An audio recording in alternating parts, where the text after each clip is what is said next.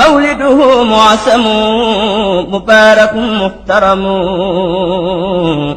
تعصيمه bayit yi sëriñ bi da ciy wax wàccuwaayu gàmm ak njëriñ li nga xam ne dundal gàmmu am na ko mu wax ne مولده معسم مبارك محترم تعصيمه ينعتم على سوي التقدم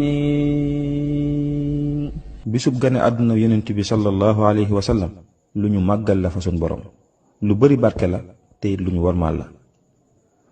kon nag di ko màggal ci anam giñ ko war a màggale lu war la ci mboolem kilifa diine yépp ngeen njaboot yi man di leen ci roy تعصيم بالسنة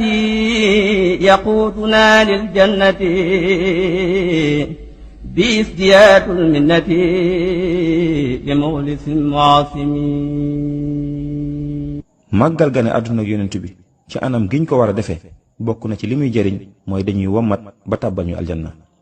te it képp ku koy def te di ko sellal dina ko yokki xéewal ci zaahir ak ci baatin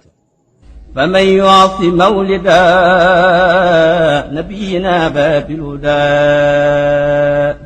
فلا يحاسب قدا فطرما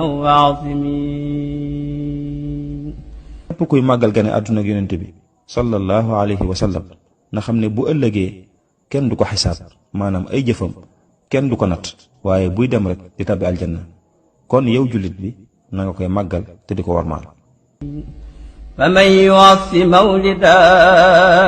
خير البرايا أحمدا فكالشعيد شعيدا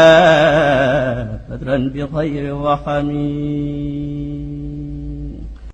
képp kuy màggal gane àdduna ak yonent bi sallallahu alayhi wa sallam bu ëllëgee yowmal xiyaam dana mel ne ku xeexoon badar ci ay daraja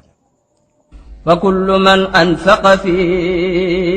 مولده المشرف